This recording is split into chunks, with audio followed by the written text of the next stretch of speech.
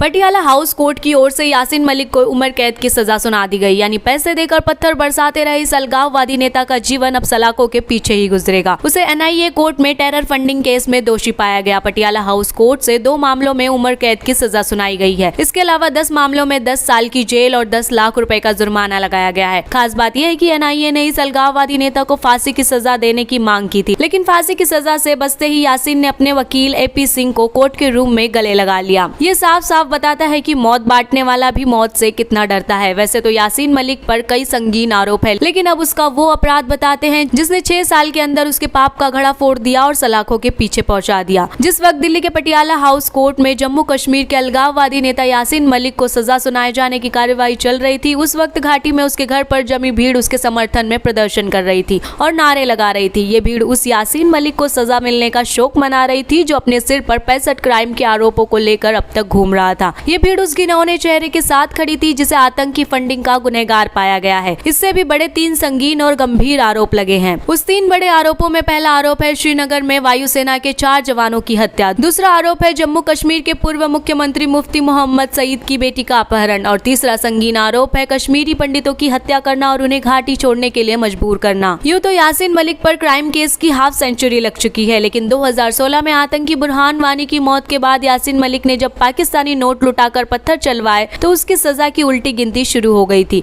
इस गुनाह का एनआईए ने कच्चा चिट्ठा खोल दिया और उसे अदालत की दहलीज पर ला खड़ा किया। घाटी में आतंकी बुरहान वानी के सफाई के बाद कैसे पत्थर चले थे ये देश अब तक नहीं भूला है। इस पथराव में कई जवान घायल हो गए, कई सिविलियंस भी जख्मी हुए, लेकिन सरकारी एजेंसी ने पत्थर पत्थर पर लिखे नाम को पढ़ने की कोशिश की तो कानून यासीन मलिक की गिरेबान तक जा पहुंचा। 2019 में एनआईए ने यासीन मलिक को गिरफ्तार कर लिया और उसके टेरर फंडिंग के लिंक खंगालने शुरू कर दिए। एफआईआर में कहा गया है कि 2016-17 में लश्कर तैयबा के आतंकी हाफिज सईद और हिजबुल मुजाहिदीन के आतंकी सैयद सलाहुद्दीन ने यासीन मलिक को पैसे दिए। उसे पाकिस्तानी आतंकवादियों ने पथराव करने, स्कूल को जला डालने, बंद और विरोध प्रदर्शन से घाटी को अस्थिर करने का स्टॉक सौंपा गया था। इसी मामले में एनआईए ने दर्जन भर अलगाववादियों को धर दबोचा, जिसमें यासीन मलिक के अलावा आसिया अद्राबी और शाबिर शाह भी शामिल थे। आतंक के इस पैसे ने कमाल कर दिया। घाटी में हर हाथ में यासीन मलिक ने पत्थर थमा दिया और गौर करने की बात तो यह है कि बुरहान वानी हिजबुल मुजाहिदीन का आतंकी था और जब उसे सुरक्षा बलों ने मार गिराया तो आतंकी संगठन के आका सैयद सलाहुद्दीन ने बदला लेने के लिए यासीन के जरिए घाटी में आग लगवा दी। एनआईए के मुताबिक यासीन मलिक ने इंट्रोगेशन में कबूल किया कि उसने ऑल पार्टीज हुर्रियत कॉन्फ्रेंस के बिखेरे हुए धड़े को एकजुट करके ज्वाइंट रेजिस्टेंट लीडरशिप यानी JRL बनाया। 2016 में इसी ग्रुप ने जम्मू कश्मीर में प्रोटेस्ट कैलेंडर जारी करके हिंसक प्रदर्शन कराया और 4 महीने का इकोनॉमिक शटडाउन भी कर दिया। रिपोर्ट बताती है कि पाकिस्तान से पैसे लेकर मलिक ने घाटी में पथराव की 89 घटनाओं को अंजाम दिया और उसकी फंडिंग की। एनआईए इतने सबूत इकट्ठा कर चुकी थी कि यासीन मलिक का बचना मुश्किल था। टीम ने जब मलिक के घर पर रेड किया तो वहां पर कई आतंकी संगठनों के सिग्नेचर वाला एक नोट मिला था जो हिजबुल मुजाहिदीन के लेटर हेड पर था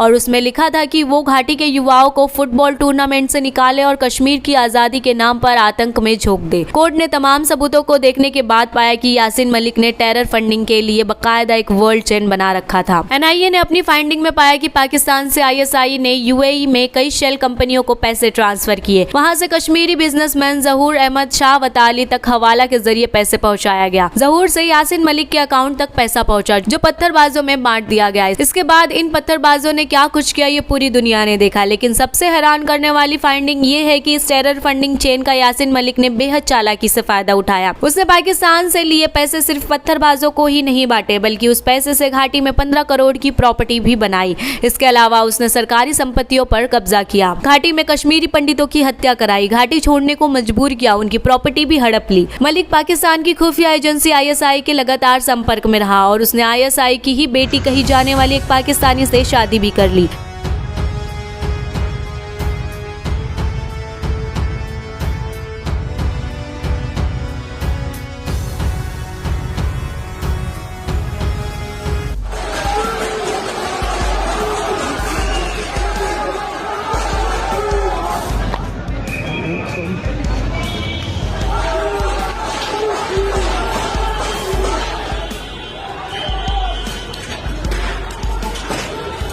Tamam.